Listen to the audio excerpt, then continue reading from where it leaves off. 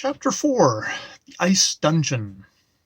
For all was blank and bleak and grey. It was not night, it was not day, but vacancy, absorbing space, and fixedness without a place, but silence and a stirless breath, which neither was of life nor death.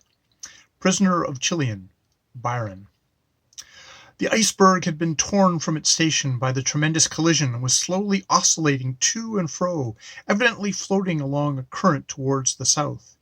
This continued many hours. Finally, a heavy grinding and crushing sound announced that it had stranded on some rocky shore, and the motion ceased. What was to be done? Nothing. Helpless, far from all human aid on this wide and desolate ocean, the full horror of our situation now flashed upon me. Death in its most dreadful form, by slow suffocation or starvation, was our doom. I sank down on the icy floor and prayed that our sufferings might not be prolonged. John lit the candle, its feeble rays alleviating the darkness, and we sought by cheerful words to encourage each other with hopes of release. Delusive phantoms of hope, when we knew full well that there was no possible escape for us except by miracle. In short, we found to our great joy that the air penetrated the crevices in the cavern, and we were relieved from the fear of suffocation. 3 days passed. My watch having run down, reckoning of time was lost. Poor David suffered extreme pain, became delirious, and refused food. I could scarcely touch a morsel, and even John ceased to prepare his daily meal. Fortunately, we had saved a small cask of water from the boat. After a few days, the lamp gave out, and we were immersed in darkness. Time passed on unheeded. We suffered from long periods of sleeplessness, alternating with uneasy slumbers. The raven, who had remained speechless in his corner, suddenly started up, flapping his wings, and uttered a loud whistle. "Hello, Commodore, what's up?" asked John. "Bang, bang, bang!" croaked he in tones of deep and solemn as a bass drum. We listened, and in a few moments felt a slight tremor vibrating through the cavern. John arose and put his ear against the wall. "Hark! Captain Fred! Hear me queer noises!" I placed my ear against the wall and heard a faint rumbling sound. It seemed to come from the bowels of the earth. "Is it thunder or the roar of distant waves?" I asked. "Bang!" replied Jack. "No thunder, no wave. Muchy like big gunpowder blast what blow up coal mines," said John. The idea of mining operations conducted by the hand of man in these regions of ice and darkness was so absurd, I burst into a fit of laughter, in the midst of which poor David in his delirium began to sing, "I see them gathered over land and sea, the banners and arms of races three, the terrible men, the red, the yellow, the blue. They come, I see them fly, on winged ship far over the sky. They wend their way from unknown land, they gather along the polar strand, the red, the yellow, the blue." "All ready, take aim, fire, bang!" roared the raven, giving his orders like a drill sergeant.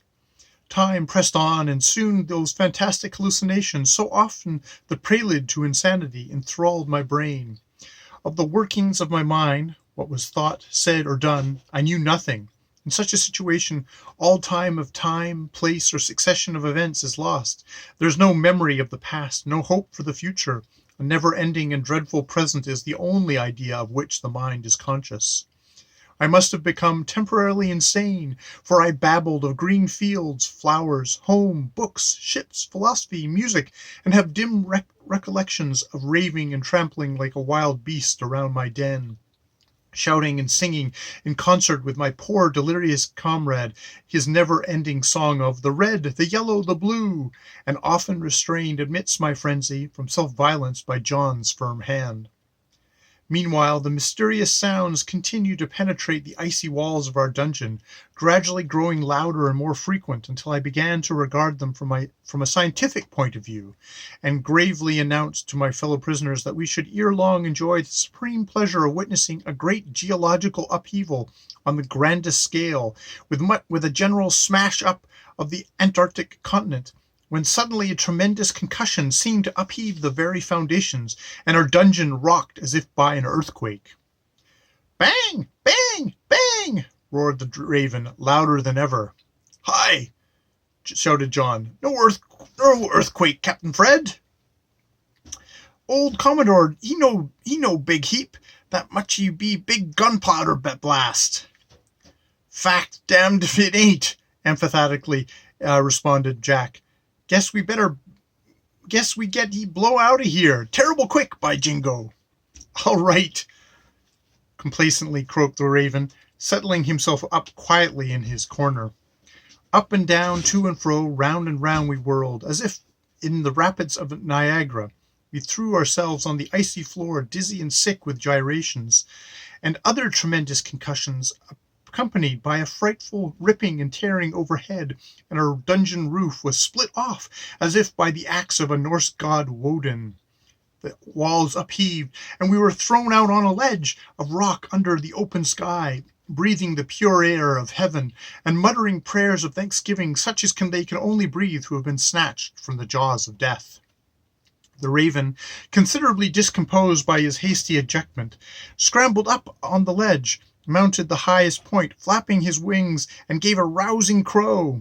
We were momentarily stunned by the shock, then recovering ourselves, carefully bore our wounded companion up the ledge, and as the fragments of our icy dungeon whirled away over the waves, we looked wonderingly around. We stood on a solitary rock in the midst of a boundless sea, overspread with dark storm clouds. Here and there, over the broad expanse, flashes of flame and long curved lines of fire sprang up amidst the darkness, accompanied with loud explosions and detonations like cannons. Suddenly the raven, who had flopped around the other side of the rock, yelled out, "Hello, Captain! Hello, Corp!" "What's up now, Commodore?" yelled John. "Devils to pay! Hurry up!"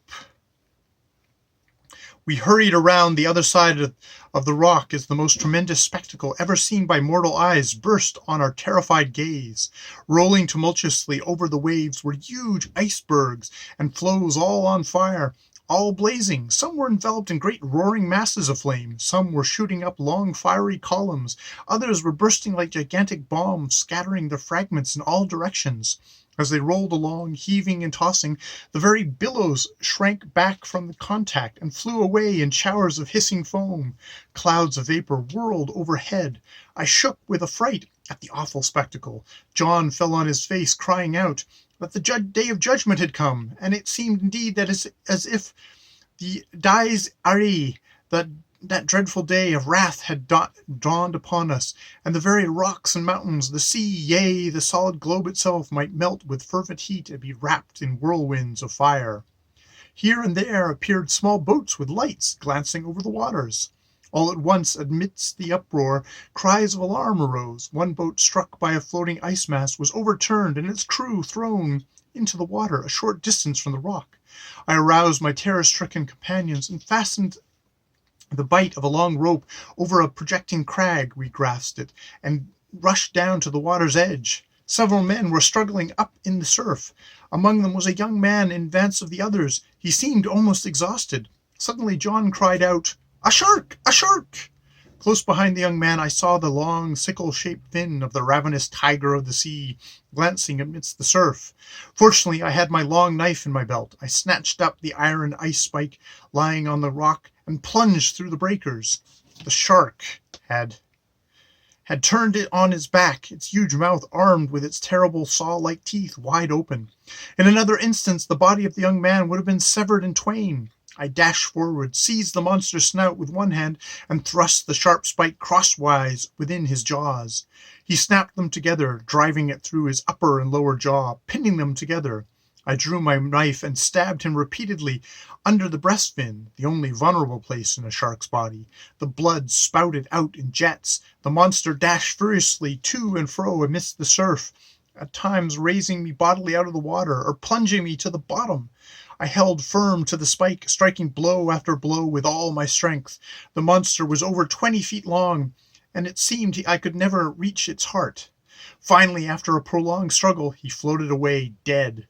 John was already by my side, pounding the monster's head with a hammer, but making no more impression than on wood. We grasped the young man, and after a hard struggle against the undertow, bore him up the rock and laid him down. He was apparently dead. I applied the usual method of resuscitation, and in a few moments, to our great joy, he began to breathe. His features were the most beautiful I had ever beheld in man, resembling in their contour Leonardo da Vinci's painting of St. John. His complexion was the color of gold, softened to a delicate magnolia hue. His dark, lustrous hair hung in heavy curls down his neck. His form was lithe and a perfect model of manly beauty. His dress was of a dark blue cloth of peculiar pattern and unknown fabric. In a few moments he revived, raised his dark and beautiful eyes wonderingly to mine, faintly murmuring in a sweet and melodious voice a few words in an unknown tongue. Then, noticing my inability to comprehend, he feebly pressed my hand and placed it on his breast. I raised him partly up and placed his head on my knee. In the meantime, John fastened the rope around his waist and plunged out into the sea, rescuing several men from the breakers. Boats now drew up, and a band of men of strange complexions and attire gathered around me. They wore helmets surmounted with pointed crests emitting lights of different colors, and bore strange implements in their hands. One, whose helmet gleamed with a brilliant crimson light, and who was evidently their chief, sprang forward and clasped the young man in his arms, spoke to him in a low tone, then turned to me. "Kushtwan? Swan manum? Sva latum sva restorum? Brafi," he said, and removed his helmet, disclosing his features. His complexion was a deep bronze, his hair snow white, and his eyes piercing as those of an eagle. I threw back the hood of my capote, which partially concealed my features, and stepped out from the shadow of the rock. As the light shone over me, he looked at me full in the face with an expression of astonishment.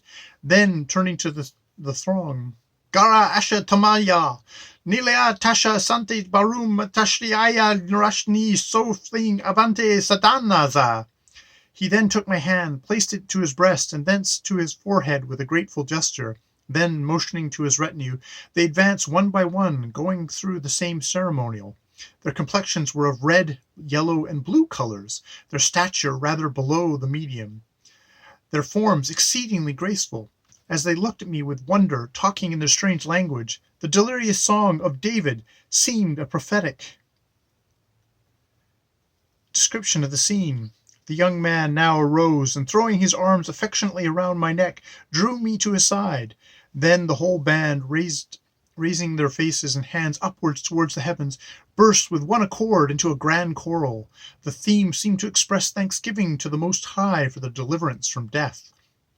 The harmony was sublime, and the voices powerful and melodious beyond aught I ever had heard from human lips. As I stood on this lonely rock in the unknown sea, surrounded by this human throng whose forms presented the highest type of manly beauty, and whose faces displayed naught but the nobler attributes of the soul, as I listened to those sweet and majestic voices whose choral song rolled in waves of harmony over the deep, it seemed as if I were in the presence of beings of another world. The tide of my emotions overcame my weakened frame. Staggering to the spot where lay my wounded companion, I sank down. The young man rushed forward with a loud cry and clasped me in his arms. My senses suddenly gave way, and I fell prostrate in a swoon.